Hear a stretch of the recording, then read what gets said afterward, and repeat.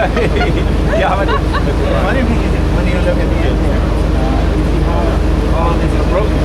And I can see that the layers instead of going where it's just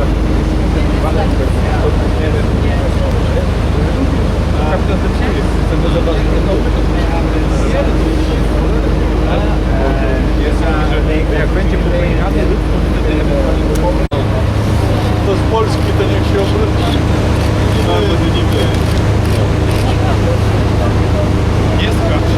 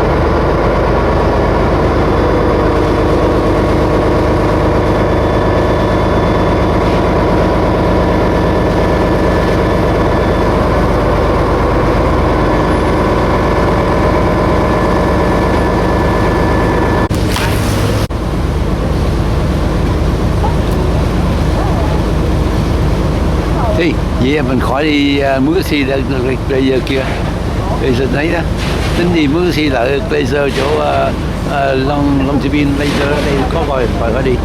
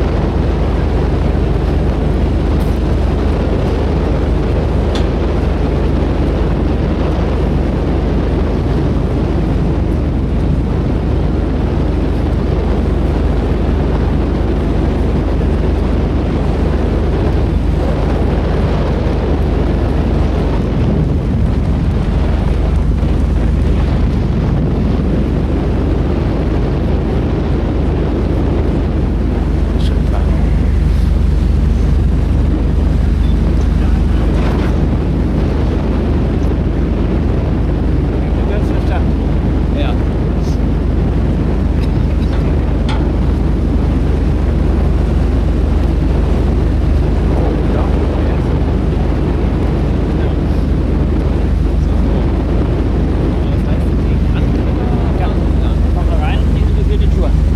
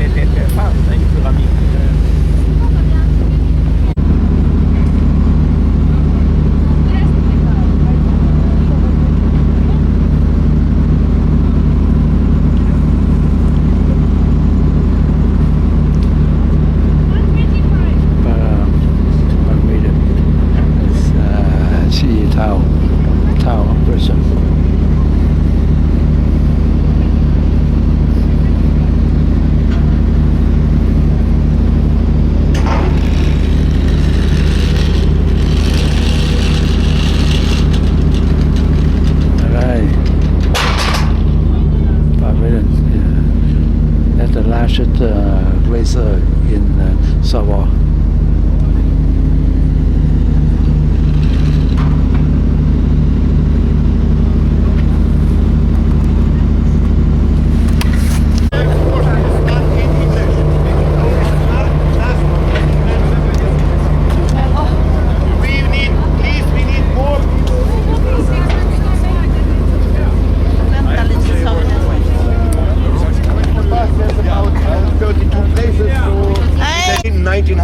Were Swedish. They didn't do actually very much. They just put up a cabin, some claim signs. This land belongs to us now, like it was back in the days. Since no one has ever made any money with coal mining here on Svalbard, except the Norwegians, the last years the mine in Svea was operating. Mining rights here changed hands all the time. Oh. They were bought, sold, bartered, lost in card games and so on. Finally, the company that still owns and runs this place, Trust Google, took the mining rights in 1931 and has been here present ever since. Before the World War II, there was not so much activity. Pyramiden was very lucky because it was only settlement on the island that the German army did not destroy during the war. So after the war, people came back and they could start with houses ready and everything. The mine here opened in 1956 and operated without a break until 31st of March in 1998. During Soviet times, a lot of money and prestige was put into this place. First of all, to make it a living mining community, to get the coal out of the mountain. The coal was used in the railroads in Arkhangelsk and Murmansk regions on the mainland. But it was also meant to be a showcase to show our neighbors in Longyearbyen, we are so much better than you. And believe me, until the early 1990s, it was a much better place here than it was in Longyearbyen. You will hear during the trip why. At the height of activity, there were about 1,600 people living and working in this settlement. It was at times the biggest settlement on the island. But with the decline of the Soviet Union and the emergence of all those new national states, the strategic need for two settlements for the Soviet Union here was gone. So people started thinking, why do we have to support two settlements we can do with one? Why Pyramiden was chosen to be closed and not Barentsburg? The first reason, you have the fjord. You still see some ice on the fjord. In normal years, the fjord is frozen from about late November until early June or mid-June. That meant navigation season was very short. It was simply not enough time, the 4 months during the summertime, to ship away all the coal that we took out of the mountain coal was always piling up at the coal storage at the harbor. The other reason, in the early 1990s, there was a big fire up in the mine. It was very difficult to put out. It destroyed a lot of mining chambers, equipment, and after that it was simply no longer good on the money thing. And the final reason, in 1996 we had a tragic plane accident in Longyearbyen.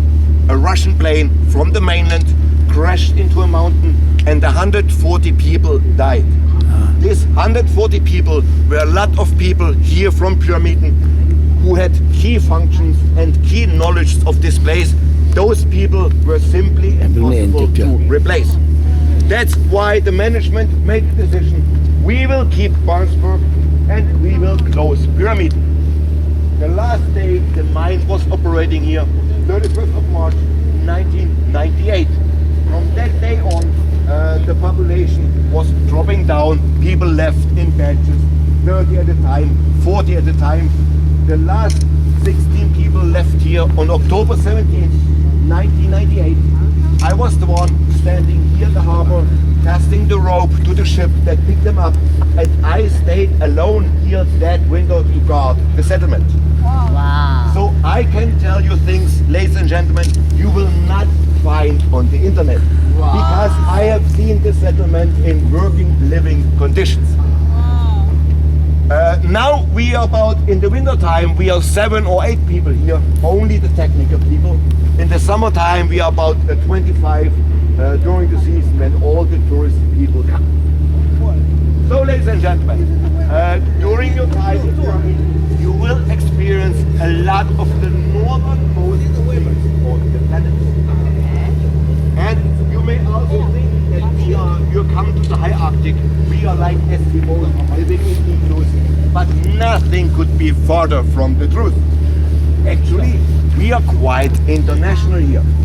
A lot of installations, structures, buildings have quite international nicknames. We do have a building nicknamed London, a building nicknamed Paris.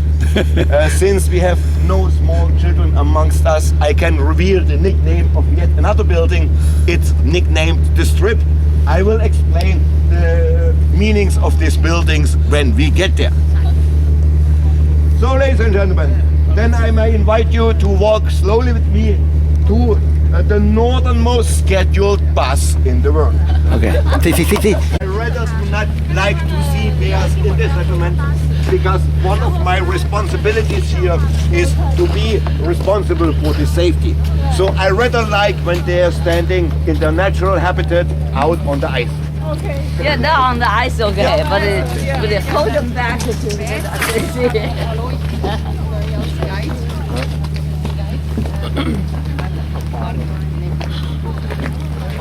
Okay, ladies and gentlemen, I told you the first people who came here were the Swedish. At low tide, you can still see the remains of the old Swedish pier, the rocks that's sticking out. That is the only remaining remains, and that is officially protected by the governor of Svalbard as a cultural monument. Wow. In the early 1911, 1912. Is this town people call the ghost town now? Yes, but I will explain to you, ladies and gentlemen. I told you now we are living 7 people or 8 people around the pier here. We are not a ghost town anymore. Okay. The only ghosts we have are the tourists who stray away from the group and that we lock into the buildings. That is the only ghost we do have here. Alright. Everyone is there with the group. That's why I ask you that we as a group always stay together. No one is straying away from the group.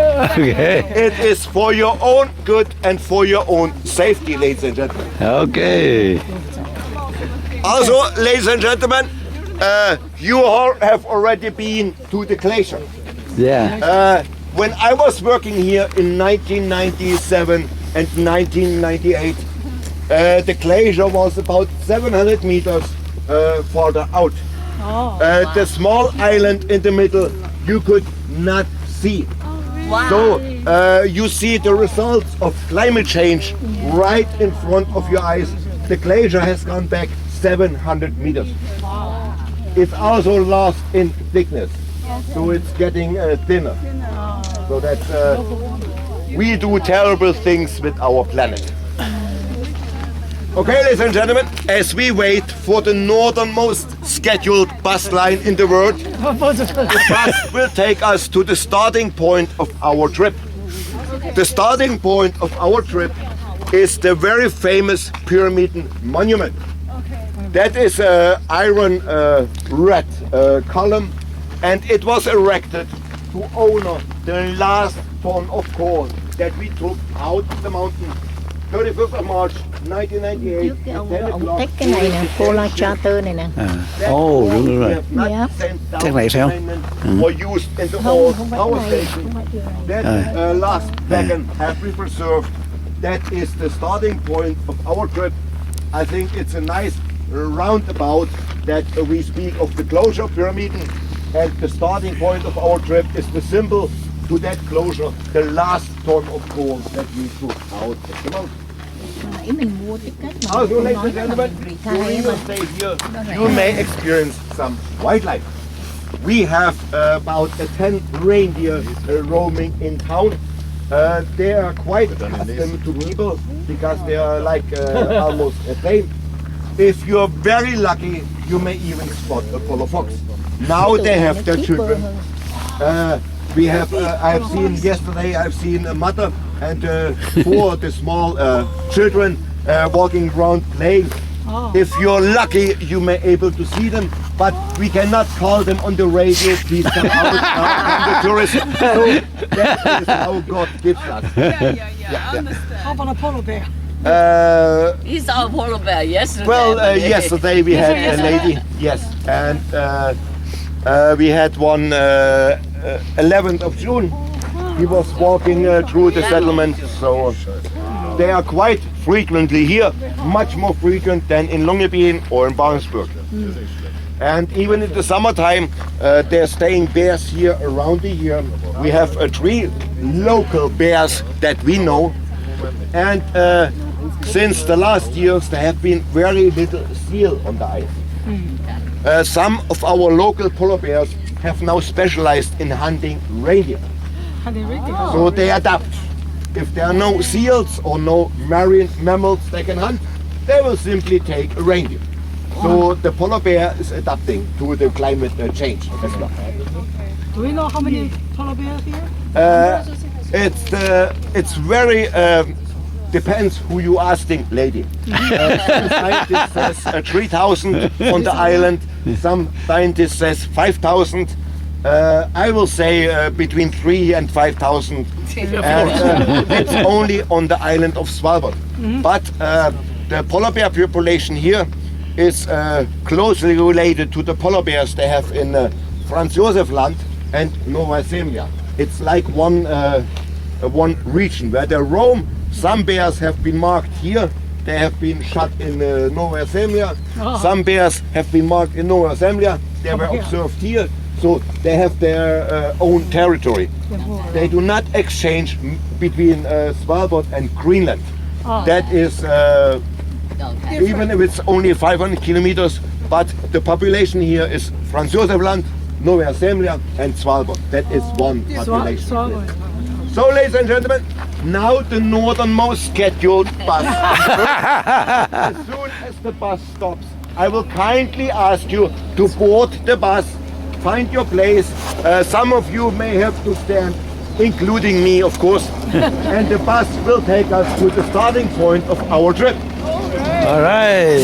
The northernmost bus in the world, ladies and gentlemen.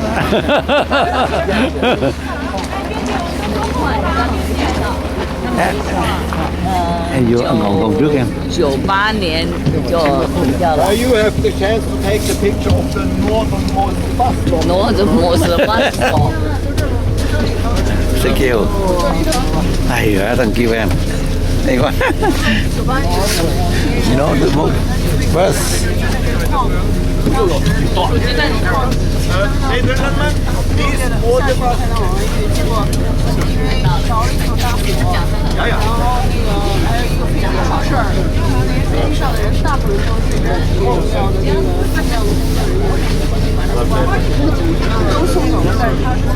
Please, ladies and gentlemen.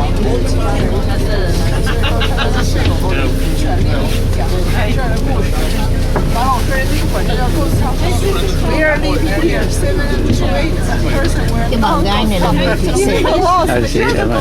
Mùa đông mùa này bà qua đây bà đi làm.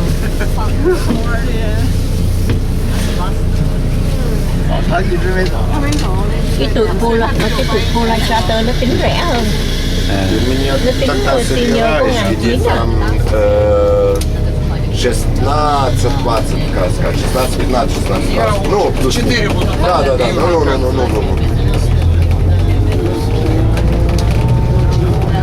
Okay, ladies and gentlemen, as we take a short bus, we step a little bit to the side and we stop at a very famous pyramid monument.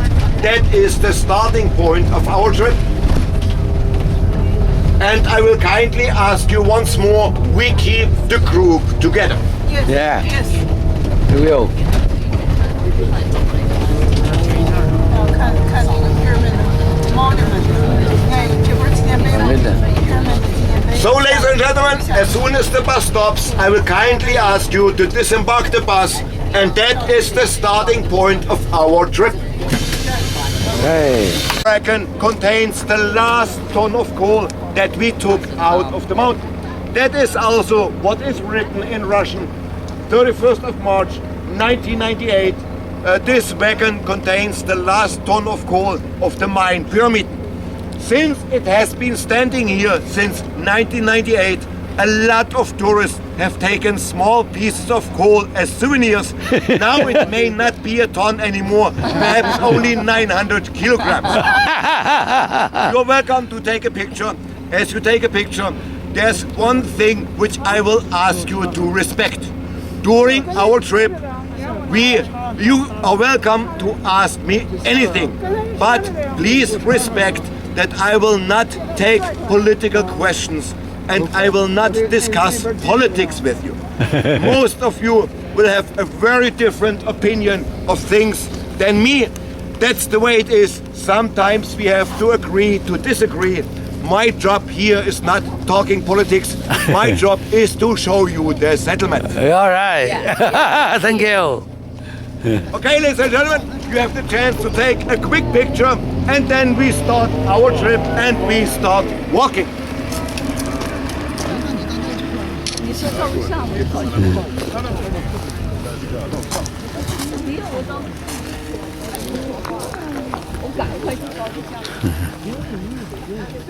Có em còn ở Paris không?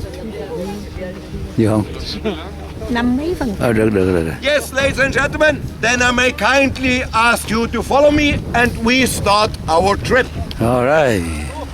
You may have thought the beating heart here in Pyramiden is the bar and our famous restaurant, but that's not quite right.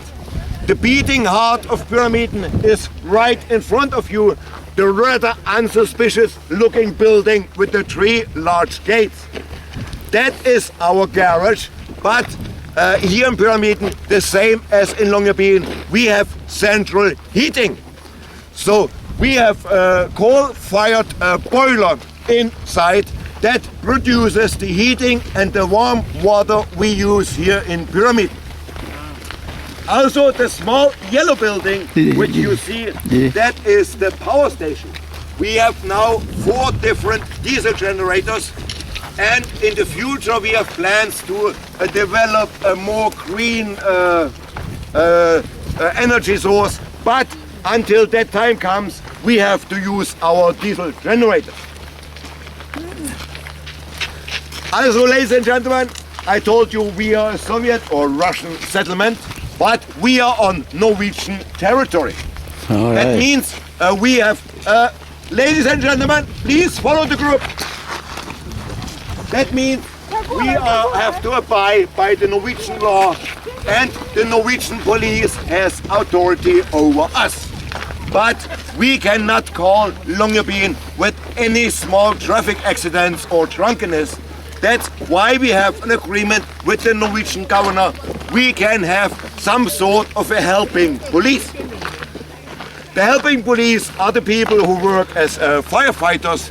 They also work in the mine rescue team to take workers that were injured out of the mine. But one of their side functions was to work as a helping police. The building of the helping police is the two-story wooden building with the little tower on top. Okay. That building houses two small prison cells. One of them is quite in good shape, and 2 years ago we almost had to use it. Why? There was a group of ladies, students from Longyearbyen, coming here to Pyramiden to have a party in the weekend, to have a good time. One of the ladies had an ex-boyfriend who did not understood that he was ex. So this man came also up from the mainland to Longyearbyen, wanted to visit his ex-girlfriend and perhaps make her change her mind. When he came to Longyearbyen, they told him, yes, the girls have gone to Pyramiden. So this man also came here. We see a man walking in the settlement, smoking all the time, quite nervous, drinking beer. Well, we see a lot of strange things with visitors. So we didn't pay any attention at the first. In the evening, me and my supervisor, we sit home drinking tea, planning the next day's work. The lady in the reception called us on the radio. We have a problem, you must come. Usually that means a polar bear in town. But this time it proved slightly more difficult. So we went to the reception, and the friends of this girl in question had complained to the receptionist that the girl feels stalked and threatened by this ex-boyfriend. So I went upstairs, and this man was about to break the door of the hotel room where the girl was standing. I cannot reveal to you in detail how we handled the situations because we have no authority to physically touch people. But I have been 10 years in the border guards. Believe me, I can make myself heard. Once I handled him, not so gently, so much I can reveal. I told him, you have two choices. Either you calm down, you go to your room, and we do not see you until the next day, or we call the police. Well, we did call them anyway, of course. And until they arrive, I will put you in our local jail. Once I mentioned our jail, he was getting so frightened, he was getting so small with the hat on his head, and very compliant, and went to his room. As we heard later, he was still arrested by the police in Longyearbyen, because we had called them, of course. The friends of this lady in question had contacted them, and he had to spend 6 months in prison because issuing threats to a woman is a very serious crime in Norway. Unfortunately, it was a Norwegian prison. It should be a better punishment in our prison because I hear Norwegian prisons are like hotels. So, ladies and gentlemen, the yellow building with the tower, it's not the church, it's not the school, that is our local heliport. Because there are only 3 ways to come here to Pyramiden in the summertime. One is like you did today with the ship. The other one, if you are very fit, you can walk here from Longyearbyen. It would take about a month or 2. Okay. But we also have a helicopter service. That, of course, is not for tourists. It's only for local people, exchange of personnel, fresh supplies and spare parts, and the helicopter lands in our local heliport. All right. The airplane accident that you mentioned. Yes. No, it was in Longyearbyen, outside Longyearbyen, lady. It was about 15 kilometers outside Longyearbyen. So, ladies and gentlemen, as we approach, I told you at the harbor that in the old days the fjord was frozen about 7 or 8 months a year. That means here in Pyramiden we had to be almost self-sufficient in the wintertime. That's why we had a huge farming complex. We had living cows, living pigs, living chickens, and these are the buildings you see ahead of you now on your left-hand side. We even had a rather big greenhouse, and as late as 1998, people come here from Longyearbyen with the day tour ships, just like you did today, for the one and only purpose to buy fresh tomatoes, fresh cucumbers, and other fruits and vegetables in our greenhouse, because the quality of the produce here was so much better than they could offer in the shop in Longyearbyen. It's only 27 years ago.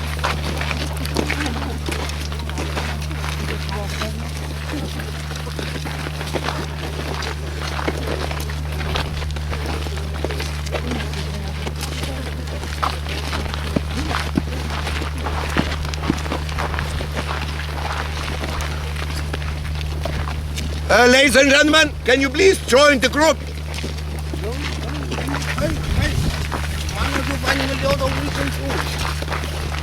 Okay, ladies and gentlemen, I told you we have a lot of international nicknames here. We are not Eskimos living in igloos. The first building that has a not so interesting nickname, but I still have to explain it. It's the 4-story apartment building covered in wood. That's what you see now on your right-hand side. That building is nicknamed London. Why London? I hope we have no British people amongst you, especially none from London. They may get a little bit offended now. The Scottish and Irish people, on the other hand, will like what I have to tell. Why is this building nicknamed London? Well, when it was finished in the late 80s, it was meant to be the living quarters of the local party elite, the higher management, the trade union bosses, short to say, all people who had some sort of power and authority. The ordinary people thought it was a very sad, trist and boring atmosphere in this building. Not a happy place to be, kind of like London, always the rain and the fog, not nice weather. So that's why they did nickname it London. We have a building here nicknamed Paris, which is the exact opposite of the sad, trist and boring atmosphere of London.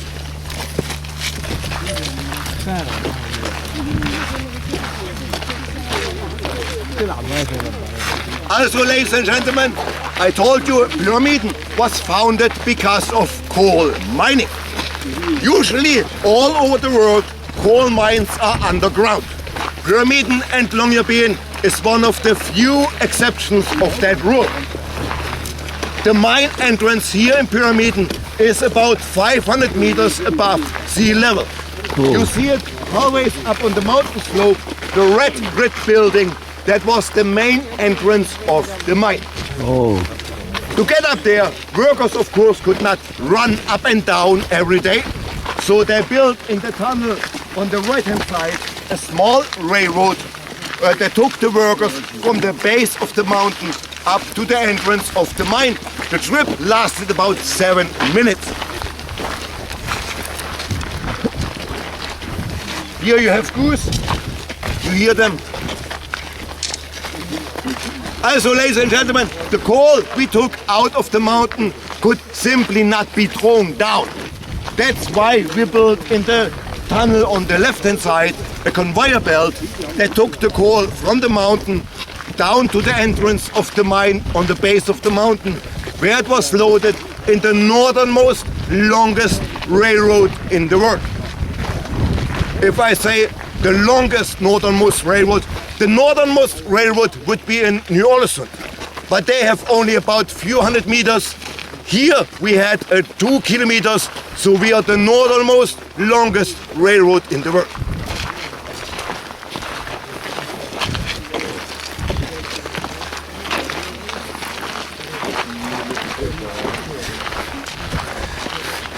Hey, Here, ladies and gentlemen, the yellow building in front of you that was the pig house in the old days.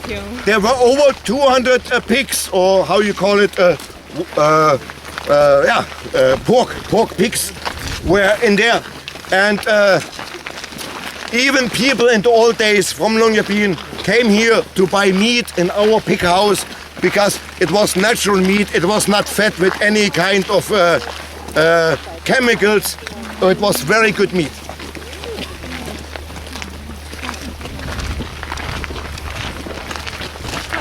So, ladies and gentlemen, as the observant, I'm sure all of you are very observant, have already noticed there's some writing up on the mountainside. Always. That reads Mir Mir in Russian because we are Soviet settlement, and it translated into English like world peace or peace of the world. It was put up in the early 70s by people here on a voluntary base. It's made out of big wooden logs nailed into the granite in the mountain. And until Perestroika, there was even a wooden portrait of Lenin under there. Once the Soviet Union declined, unfortunately people took down Lenin and replaced it with the sign Tula. It's a very important town in Russia, and that was the hometown of the people who put up this sign. How many people live in this town? Now we are 22, sir. Oh, that's a lot. In the old days we were up to 1,600. What are you doing here now, except for tours? I'm actually not a guide. I'm with the technical department. I'm responsible for the safety of the people, and we do everything but paperwork. That I can tell you. Question. Yes, lady.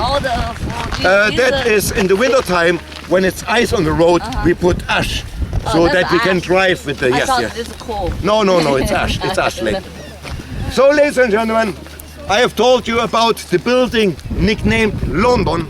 A rather sad, boring, and trist atmosphere in this building.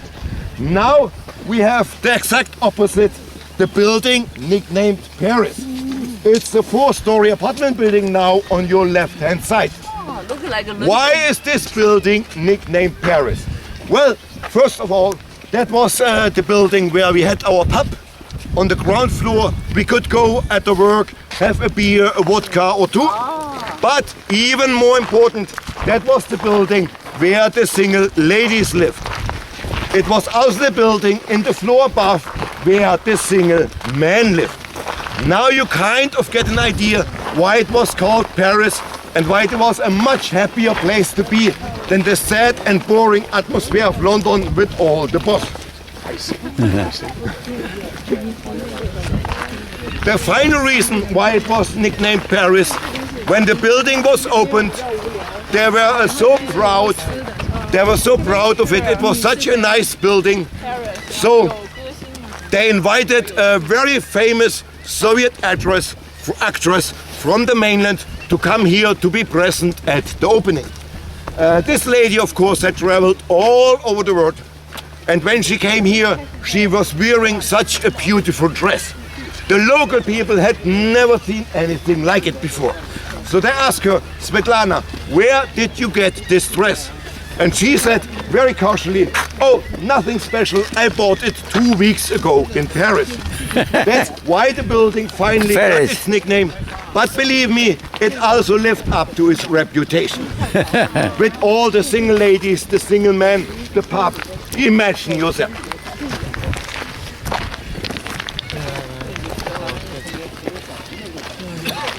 So, ladies and gentlemen, the next building, which I will explain, which has a nickname, is the building in front of you with the many birds.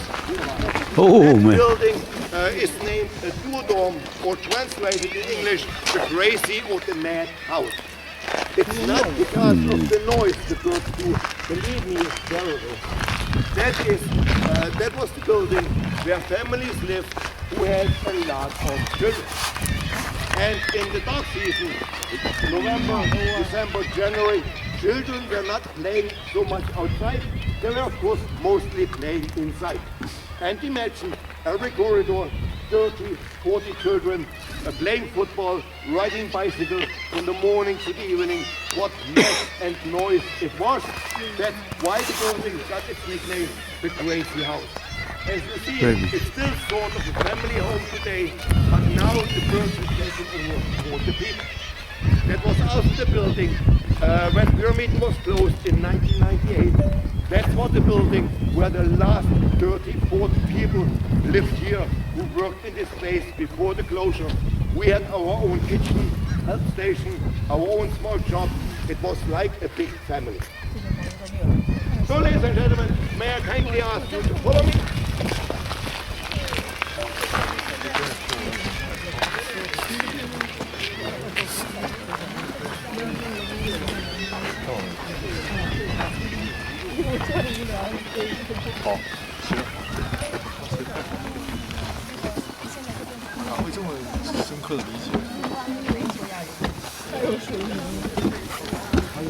Man tänker på nu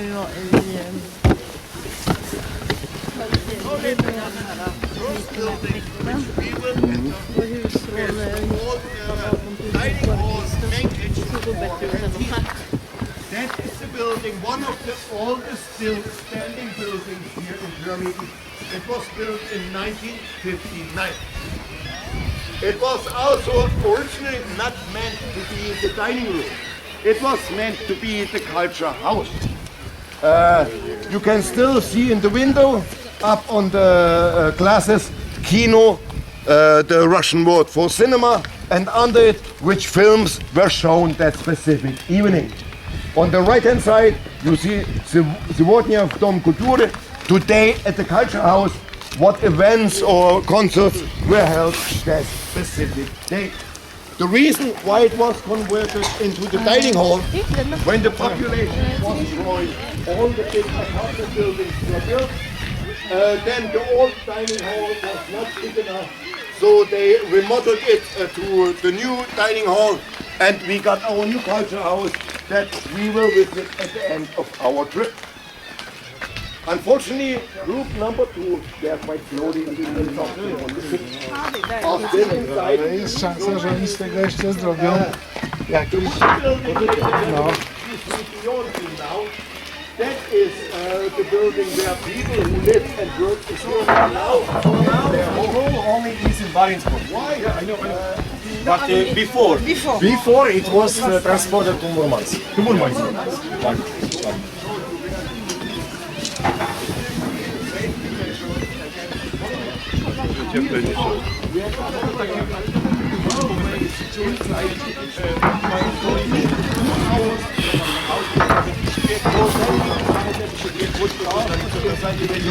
Their doors can be opened because of fire safety.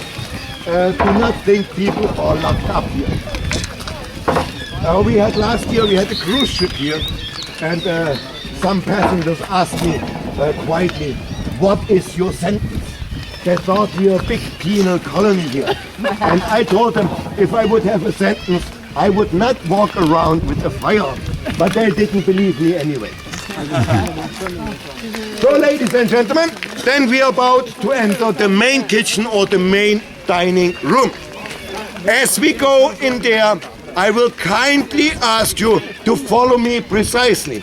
Do not go into any corridors, any stairways. Please only go where I go. Okay. As we walk inside, we go straight up to the second floor. There are 2 stairways. We may use both. In between the stairways, there even was a small tropical garden. There were palms, orchids, all kinds of tropical plants. So even in the middle of the winter time, in the polar night, when you came to have your meal, you see the tropical garden and you would feel like you're in Thailand or in the Maldives. In the middle of the tropical garden was even a small fountain. Usually that fountain was fed with water. But on 2 occasions, 9th of May, it's the Victory Day in Soviet Union over Germany, and the Miners' Day, which is always the last Sunday in August, this fountain was fed not with water, most of you will guess wrong now, it was not fed with vodka either. It was fed with wine. Why wine and not vodka? I mean, we are a Soviet settlement, not an Italian. But, ladies and gentlemen, unfortunately the system on Svalbard is the same. Overall, spirits are limited. We can only buy 1 liter of vodka a month and 24 cans or bottles of beer.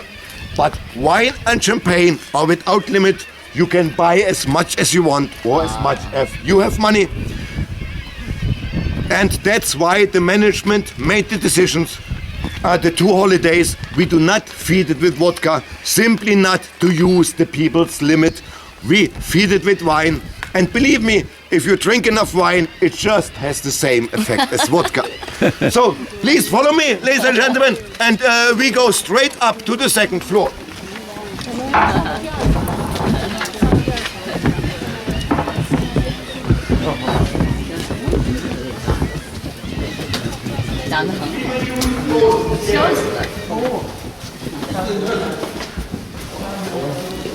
Whoa, dark. I have a question for you. So you said it's a dining hall. Does everybody eat here? Who is eating here? I will speak about Okay, it in a second. okay. Yes. Thank you. Beautiful here.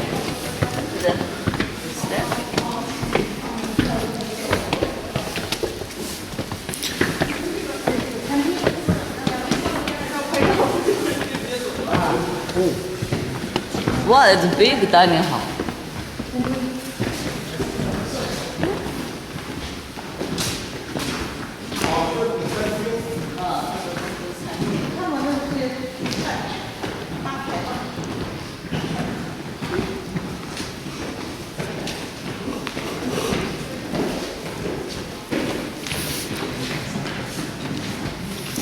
So, ladies and gentlemen, then we are at the main dining hall.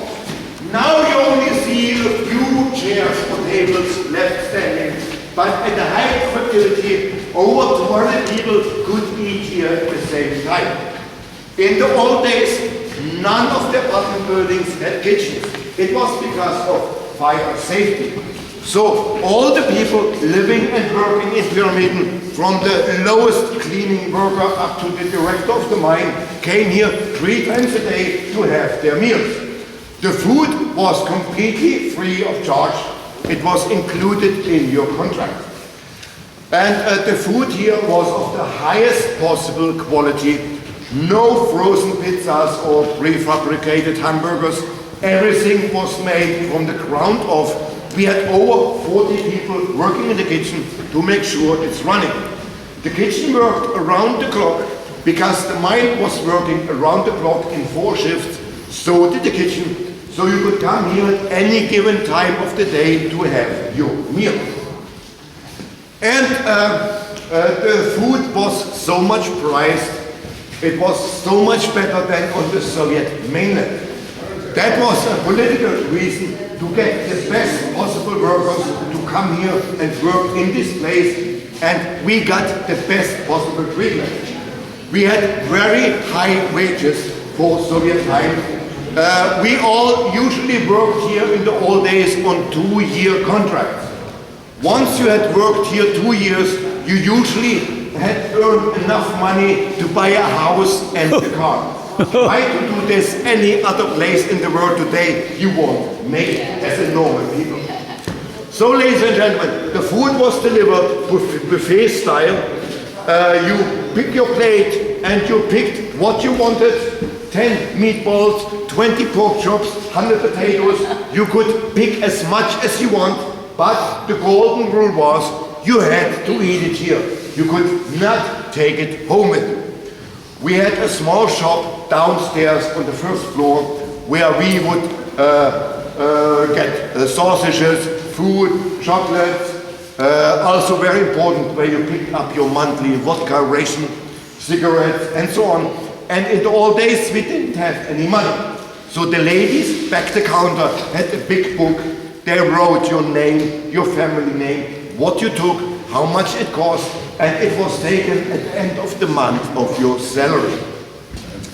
So, ladies and gentlemen, the dining hall, like anything else, was highly decorated. Now you only see a few remains of plants, but you should be here in the 90s. It was like walking into an outdoor garden.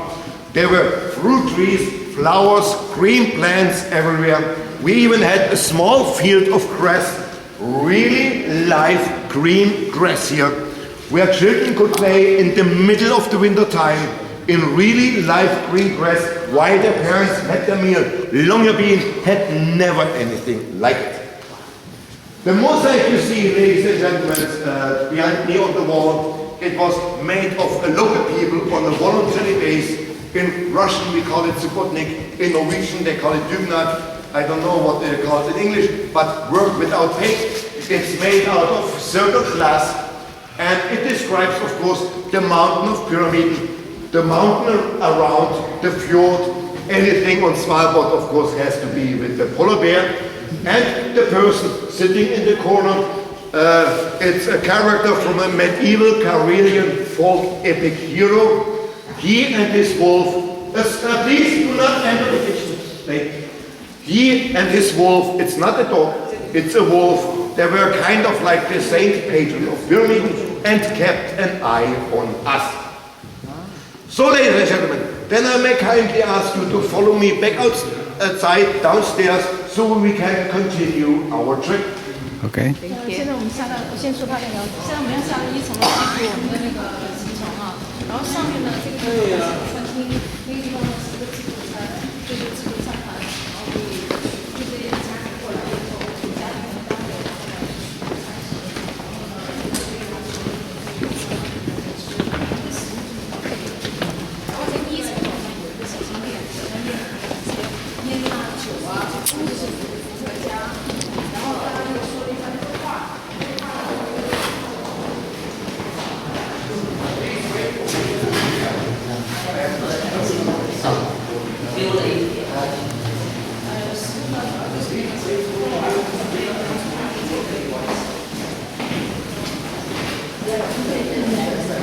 我们一定要跟紧啊！他刚才一直在，就是说我们一定要在他后头，不能离开，单独的不能走，任何一个地方都是。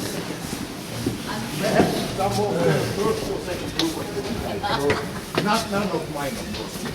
Please wait for me here, ladies and gentlemen. I have to make sure anyone is outside the building. I missed your name. Johan. Johan. Johan, yeah. So I have a question. So, Yes, sir. why the bird specifically like that?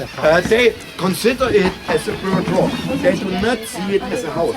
Okay. So they simply consider it a bird rock. All the birds. Yes, yes. And they're going to have children soon. And it's going to have all noise. 每个国家都行是吧？然后是 Yes, wait a minute. 那个画呢？它是俄罗斯人画的吗？我没看到。我不知道这是就这个就是那个画，它是那个画是 well kept。他的 warranty 做的，就是说Just give me a second, ladies and gentlemen. Sao chấm gì hộp? Làm gì? Chưa.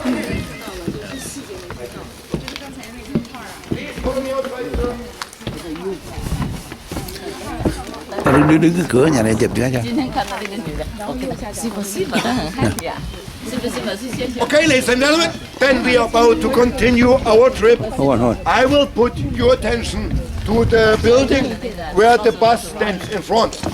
That is, ladies and gentlemen, the northernmost full-service hotel in the world. That is our hotel where we have 44 renovated rooms, the bar, the restaurant, we have the souvenir shop, the post office. Cái này nó để 1959. If you come Thấy không? back Cái number another time and xây năm stay 1959. Oh, for okay. days in our settlement, that's most likely the place where you end up. The single ladies amongst you, of course, are welcome to visit me in my apartment. It's open, yes. It's the northernmost full-service hotel. That it's only open seasonally. It's just a minor detail, but it's the northernmost service hotel in the world. So, ladies and gentlemen, then we continue our trip. As I told you, we had over 1,600 people living and working here at the height of the activity in the late 70s, early 80s. That, of course, were a lot of family people. That meant a lot of children. That's why we had the northernmost school in the world and the second northernmost kindergarten in the world. These are the buildings you see in front of you now. The first floor of this building was the school. The second floor was the kindergarten. If I say the next northernmost kindergarten, that is because a very small settlement in northern Greenland, Sirupaluk, beats us by about 100 kilometers. They had a kindergarten, but they didn't have a school. So in front of you, you have the northernmost school in the world. Also, ladies and gentlemen, the building that appears now on your left-hand side, the small white building, that is called the refrigerator. That is basically what it is, because it was the storage place for merchandise that had to keep cool. It's empty now in 27 years, but the smell of food, meat, is still inside, and almost every polar bears we have in the settlement, they still go and walk around the building, checking out if there perhaps is something left. But the building is empty, but the smell of food is still kept in there. All right. So, ladies and gentlemen, I have told you we have a lot of international nicknames here. Now I may invite you to walk with me on our local Champs-Élysées.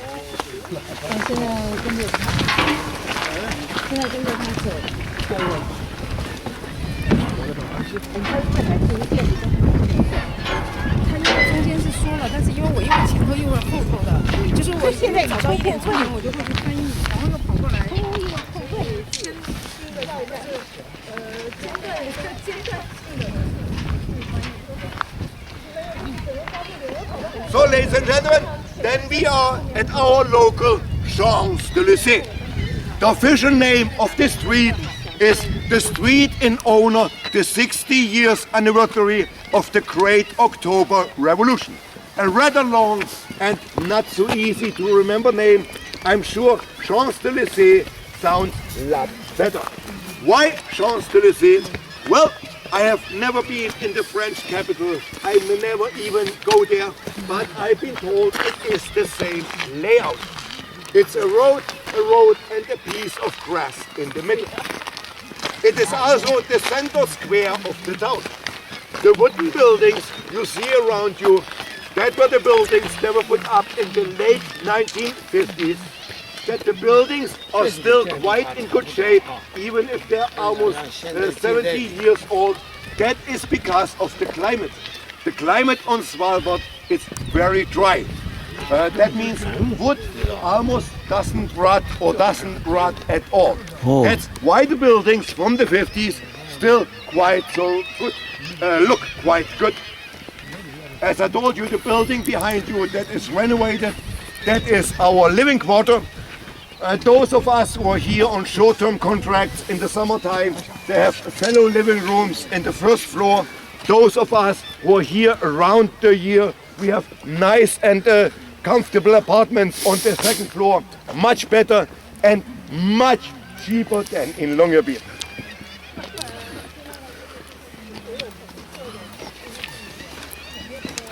So, ladies and gentlemen, as we have no small children amongst us, I may reveal the nickname of yet another building. You see the small wooden building, two-story wooden building. That is the building that has the nickname The Strip. Officially it's named the Director's House, because that's where in the old days the director used to live before they moved to London. But why it's nicknamed The Strip? Well, in the 90s we had in this building were living 3 ladies. One of the ladies in her late 30s, all of them worked in the kitchen, while her husband worked the night shift up in the mine she usually had 1 or 2 male visitors that evening. And I have been told her husband was quite okay with that, because the customers paid with vodka, which her husband then would use to drink with his friends. So it was a win-win situation for everyone. That's not a win-win situation. So, ladies and gentlemen, as we walk up on the square, you see a medal or monument appear in the middle. That was put up in 1996 to honor the 65 years anniversary of our company, Trust Arctic Eagle, here on the island. That is also what it says, 65 years. Arctic Eagle, the name of our company, simply means Arctic cold. And on the right hand side, Spitzbergen, which is simply the Russian name for Svalbard. Like I told you, anything on Svalbard has to be with the polar bear. You may ask why the polar bear on the picture doesn't look any real. It was not because the painter was drunk. It was simply in the 90s there were very little polar bears around the area. Many people have never even seen one. So they simply didn't have, yes, you can walk. They simply didn't have a model to work up. What they found a small toy polar bear in the kindergarten. He was standing the model for this painting. It was also kindergarten children who painted it. Thank you. The 79 is the... Yes, ladies and gentlemen, you see 79. Quite technically, we are here at 7840. But at such an important anniversary, 65 years, I suppose it's allowed to cheat a little bit. And 79 looks a lot better than 7840. 四舍五入了呗就。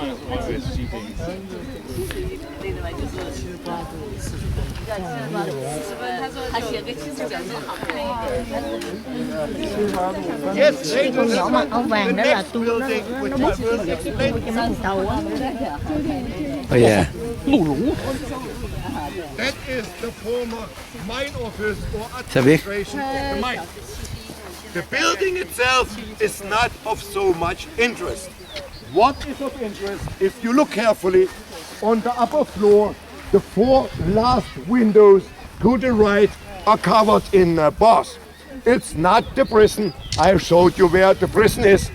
That was in the 70s and early 80s until the perestroika.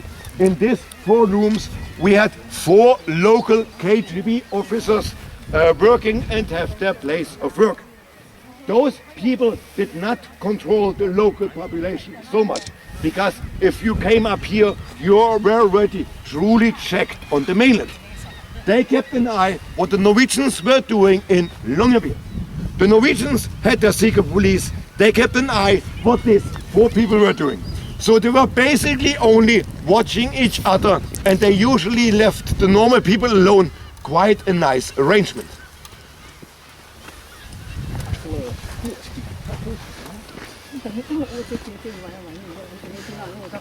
That's the name of the street? Yes, 60, the street to honor the 60 years anniversary of the Great October Revolution. Oh. Ulica 6-letnia Velika Oktября. So, ladies and gentlemen, as we walk up close to the sea, you see a statue appear at the end of the square. Pyramiden, like any other Soviet settlement with Lenin. respect of itself, has of course to have a statue of Vladimir Ilyich Lenin. Lenin was the leader of the Great October Revolution and the founder of the Soviet Union. We get asked a lot of questions by visitors. Why do you let him stand? Why do you Yeah, not why? take him down? The communism era is over. My answer, quite simple. You can like it or not, but Lenin is part of Soviet and Russian history. You cannot. Sir! Sir! Do not stray away from the group. Please come back. Yeah, listen. It's part of Soviet and Russian history and you cannot change it. It has happened, you have to own it. That's why we let him stand in peace. By the way, of course, it's the northernmost Lenin in the world. And each and every visitor can make up its own mind about him. So, ladies and gentlemen, the next building, which I will explain on the left-hand side, that was the northernmost hospital in the world. Pyramiden, like any other normal settlement, of course, had a functioning hospital. There were over 30 doctors, nurses, and other medical personnel working there. The main function of the hospital was, of course, ordinary diseases, sickness, accidents in the mine. But as the result of the happy life in the building, nicknamed Paris, the single woman, the single man above, quite a number of children were actually born here in Pyramid. When I was here in 1997, 1998, we had 11 childbirths to celebrate. And they, of course, were born in our hospital.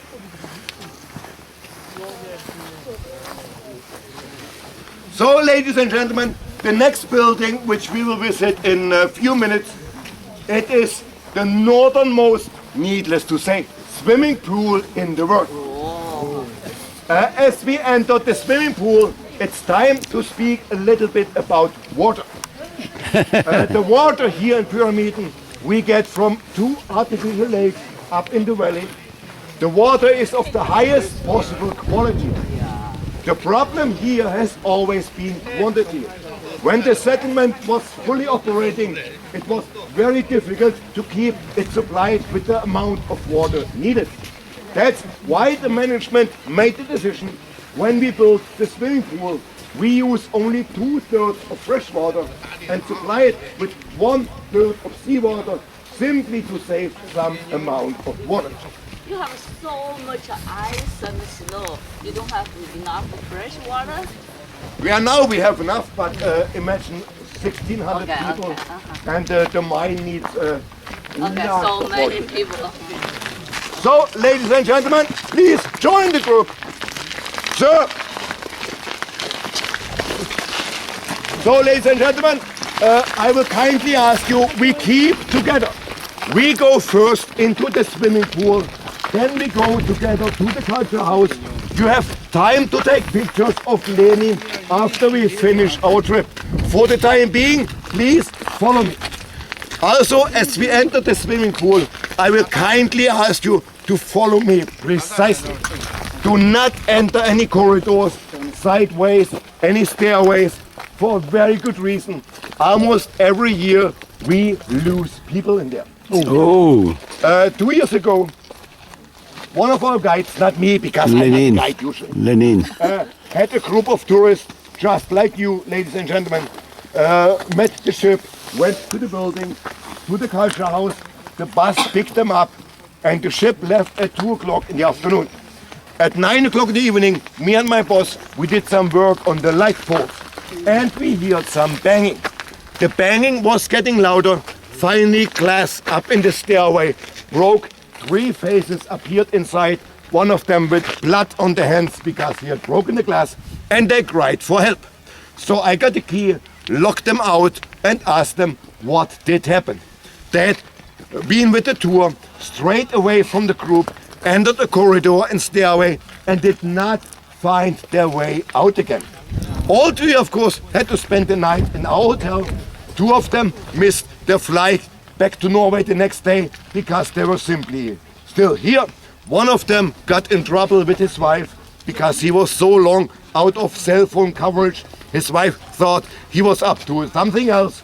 So for your own good, please follow me precisely. Okay, may I ask you, ladies and gentlemen? You have time to take picture, please follow the group. You have time to take picture after the tour. Yes. H 就是 N 啊 ，H 是 N， 前面那个像 A 一样，实际不是 A， 那个 L 之类的，没有音。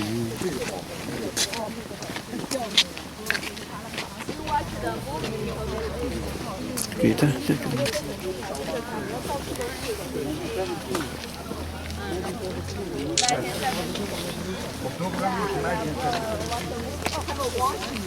It was in the Soviet Union, it was a must for every school children to learn all about Lenin. Yeah, I remember that the most clear is Washington. Yeah, saying Lenin. I remember the real person now. Even in kindergarten, we already learned all about Lenin, so we did graduate in school. We knew all about him before we entered school. Yes, ladies and gentlemen, please follow me inside. Please follow me inside the swimming pool. 这里头呢是一个游泳池。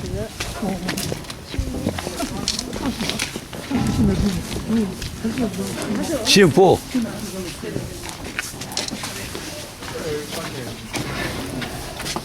全程跟着他，不允许到处走。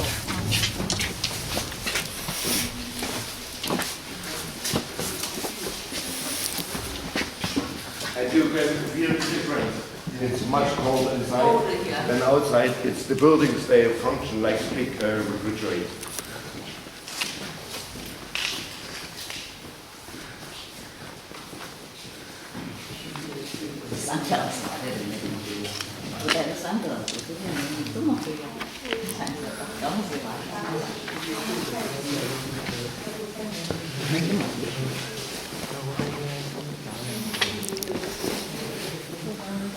Yes, ladies and gentlemen, then we are at the world's northernmost swimming pool.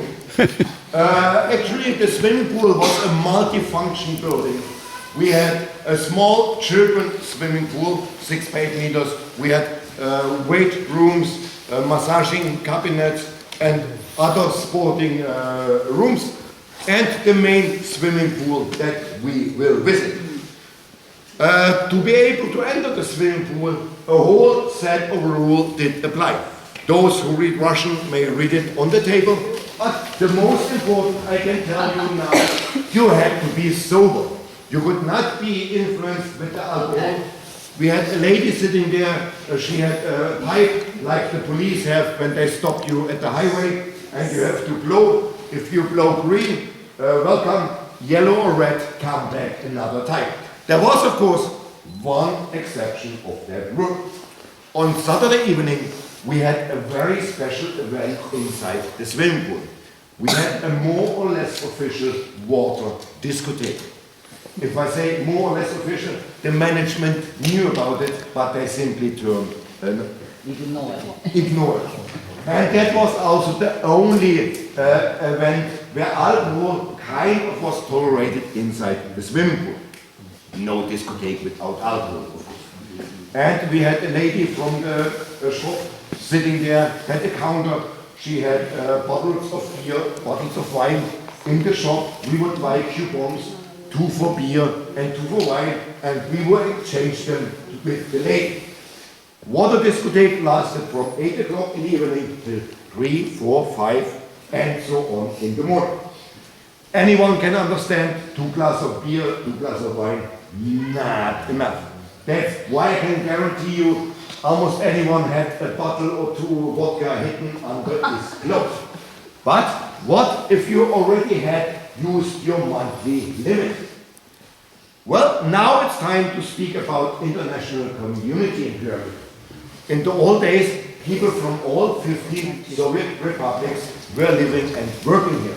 In the 90s, we had people from the Baltic states, we had people from Moldova, from Central Asia. The most interesting people when it comes to alcohol are those from Central Asia. Tajikistan, Kazakhstan, Kyrgyzstan, Uzbekistan, because these are Muslims. And most Muslims do not drink. Some of them do. They say Allah don't see it in the dark season. But most of them do not drink. Even if they do not drink, they have the same right for the monthly limit of vodka than me. So with these people, you could borrow. You buy some food or some chocolate for her, give him or her some clothes, and she or he would give you his monthly limit. That's why I can assure you, ladies and gentlemen, even if officially we had only 1 liter of vodka a month and 2 glasses of beer, 2 glasses of wine, in the water discotheque, anyone was still getting quite drunk.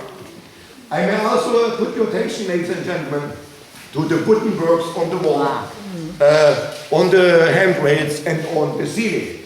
All the timber, of course, came up from the mainland. As I told you on the bus, we did not look it on the shore, but all the work with the timber was done here in our local workshop, and mostly it was done by hand. There was some machinery, but mostly by hand, and you see the result of the mastery. Now I may ask you, ladies and gentlemen, to follow me upstairs into the main swimming hall. 就是他刚才说这个天花板，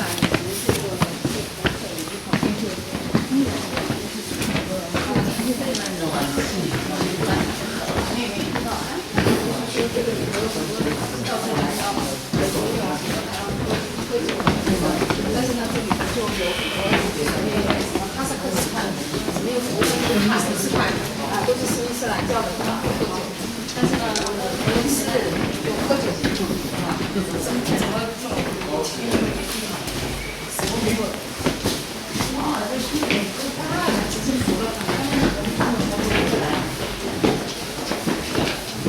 因为当时他们这个有很多的那个民族嘛，然后那个很多俄罗斯人本身是然后打了很多的这个少数民族，然后像很重要小心脚啊，小心脚有个直播呢。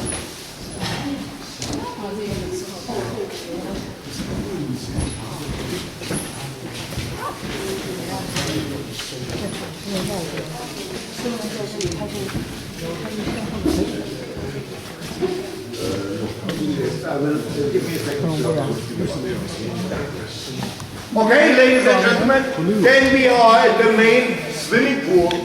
As you can see, an ordinary standard size 25-meter swimming pool.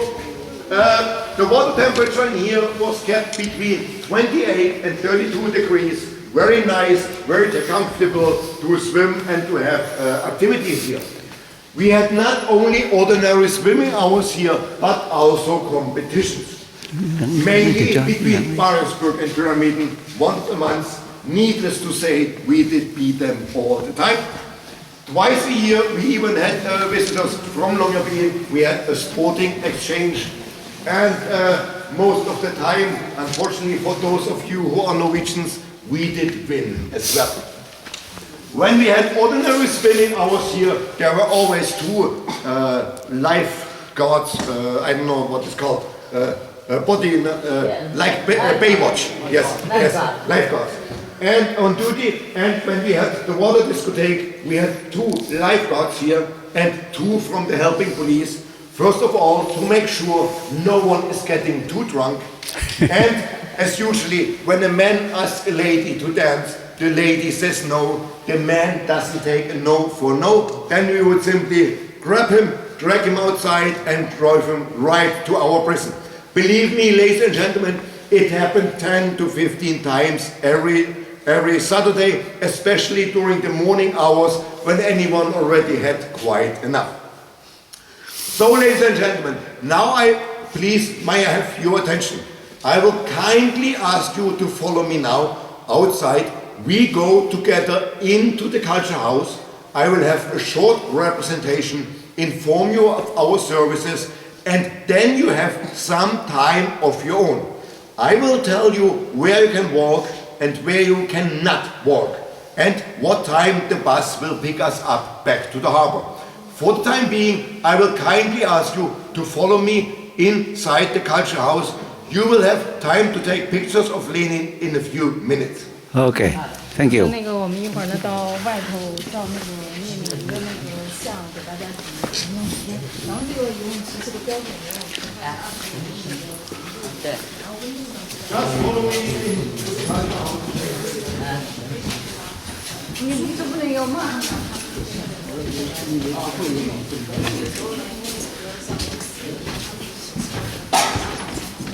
？Cái này nó bỏ phí cho người năm nào? Nay cái S hả? Không biết bỏ đâu đại khái. 我们的茶东部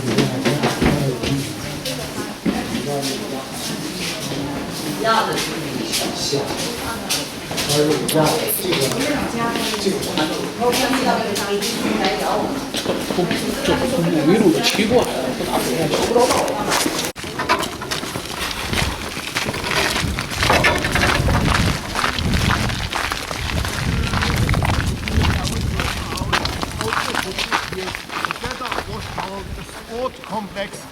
The sport complex was named after Yuri Gagarin. Sport complex имени Гагарина. Yuri Gagarin, of course, the first person on Earth that was up in space long before the Americans. So, ladies and gentlemen, then we are about to enter the culture house. The culture house was built in 1968. It's made after the same design as many other buildings like this in the Soviet Norway. It looks quite good today, so even if it's built in 68, you could think it's built yesterday. Not yesterday. I will kindly ask you to follow me inside the culture house. I will have a short representation. But before we get there, may I have anyone's attention? Once we go into the culture house, I have a short representation. I will inform you of our services. Then you have some time of your own. You are welcome to walk on the square around Lenin, but do not go down the streets and do not cross any of the bridges. Only keep around Lenin because I have to be able to see where you are at all times. The bus back to the harbor will depart at about 16:20, plus minus. 5 minutes before the bus will depart, I will go through the building, call you group number 3. Of course, you're the best group of all of them. Yeah. Group number 3. The bus will leave in 5 minutes. Then we will meet here outside and we will walk together to the bus. So you're welcome to walk around Lenin once I have done my representation, but do not go down the street and do not cross any of the bridges. Then, ladies and gentlemen, may I ask you? 现在呢，就跟着他进行他自己接着讲解，他就一会儿讲得很清楚。 They live under our living house, under the cable communications. Yeah. But they may sleep now, they may hunting, so sorry lady, I cannot order them on the radio.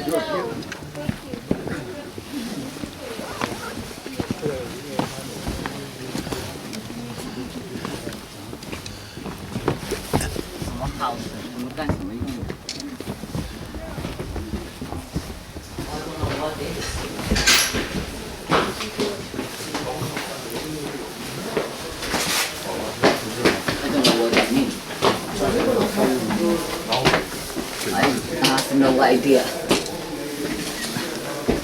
干什么的都不知道。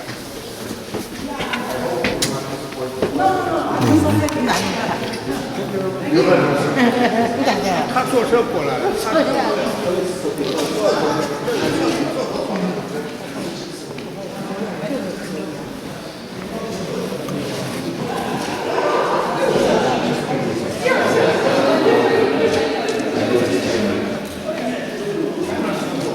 Okay, ladies and gentlemen, then we are at the northernmost culture house in the world. The culture house is quite a misleading name because we have the concert hall, the cinema, the indoor sporting range, and upstairs we have a library. For those of you who wish to use the toilet, we have toilets in the corridor. The first door to the right is the ladies' toilet. The second door to the right is the gentleman's. Okay, yeah. Also, ladies and gentlemen, we have our library. Now we have remodeled it. That contains our souvenir shop and the cafeteria. As you visit the Soviet settlement, It's almost a must. Thì, nhanh lắm. And in Russian we have said, you not only stand on one leg, you stand on two. That's why you Này là always... thua thằng là tới giờ. Không phải Lenin. Không phải Lenin. Also, we have a significant... Không phải. Vì sao Lenin á? Exactly what it is, 78% of the alcohol. For the ladies of you may try some hot chocolate, you may visit the souvenir shop, but we are on a very tight schedule, so try to make the shopping complete. So, ladies and gentlemen, now Ok, đi. you're welcome to walk in the culture house. Okay. All of the buildings, the doors that are open. You're welcome to visit the souvenir shop, the cafeteria. I will be here.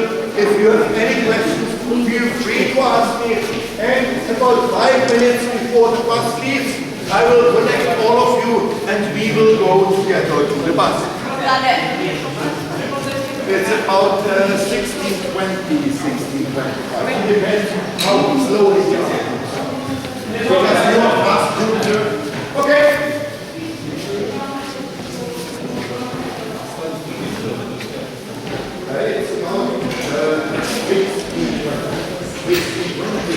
Mai Google Chat.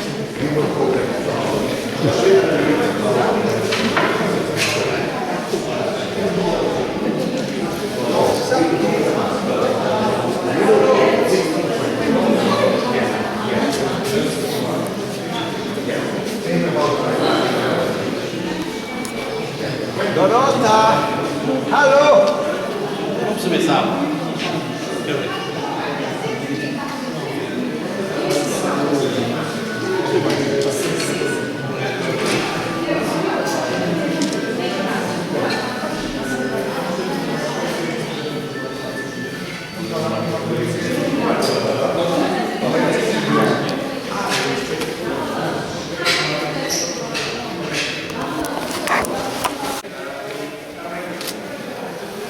With all the single ladies in it.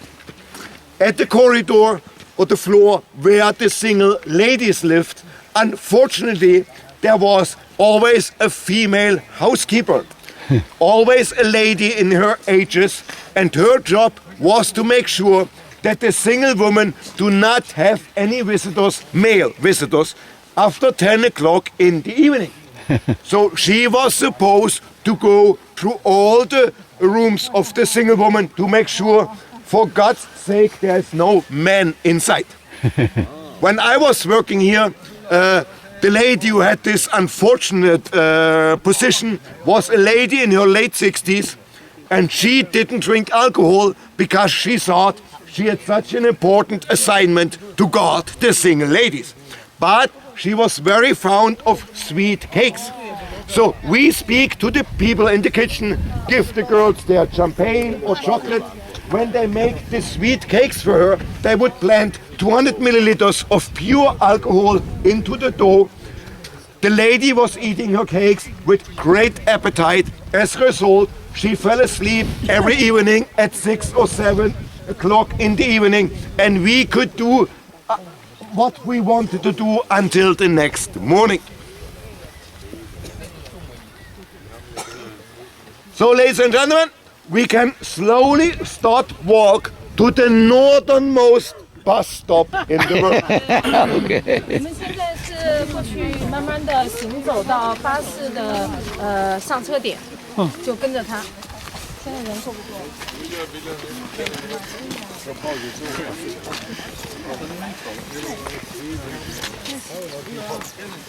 See. All of you for coming here today.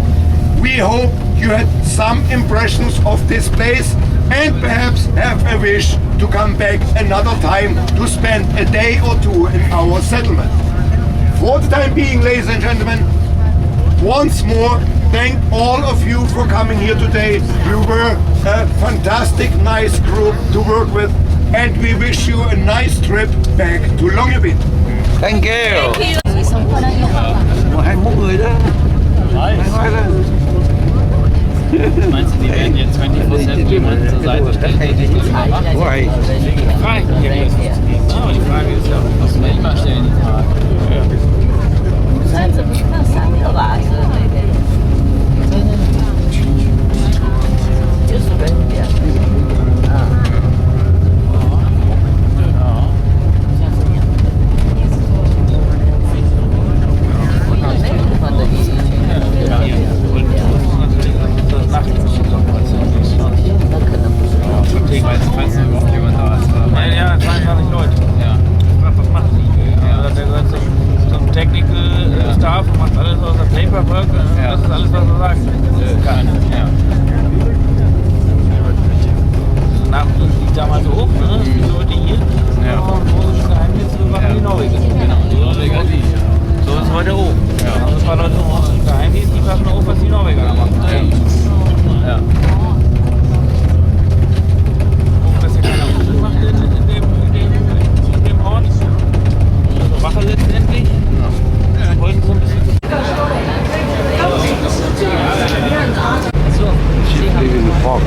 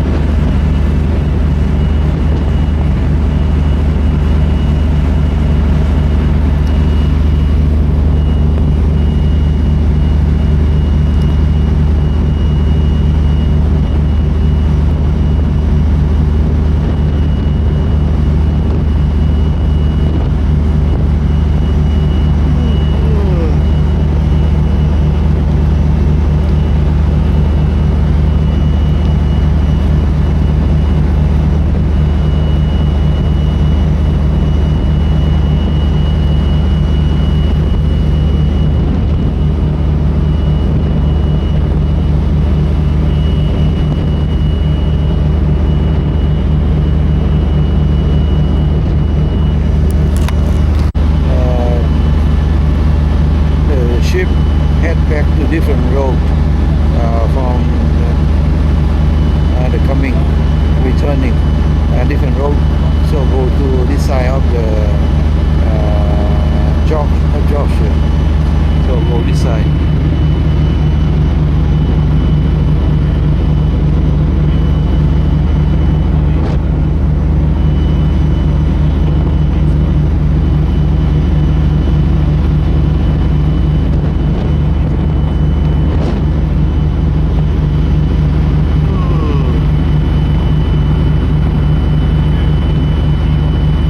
About 50 kilometers from here, from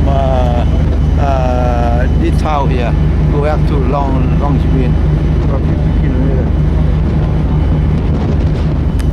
From Parabian Russian town, go back to Longyearbyen, about 50 kilometers. Maybe run about 1 hour.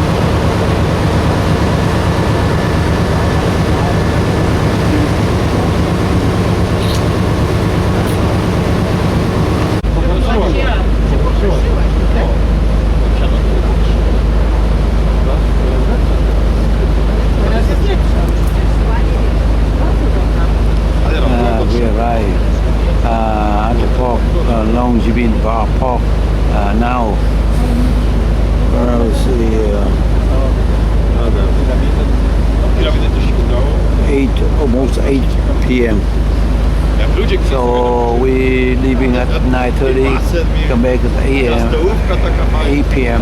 So we go about 10:30 hour, 10 half hour.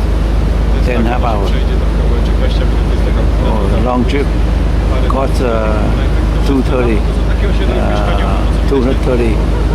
per person.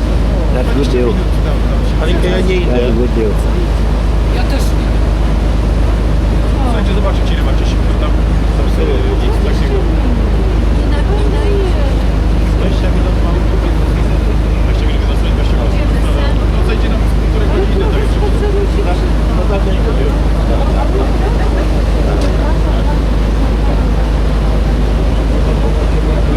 Stanie, tak. Now, 8 o'clock. 8:05.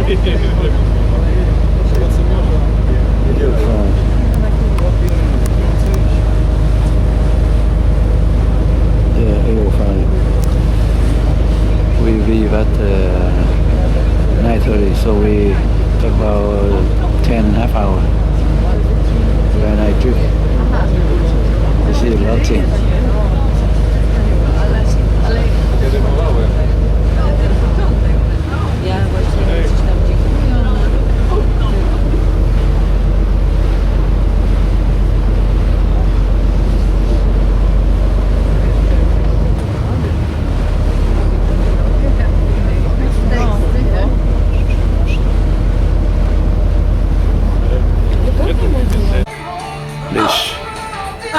Today is January, June 17, 2024. We are at sea today, class.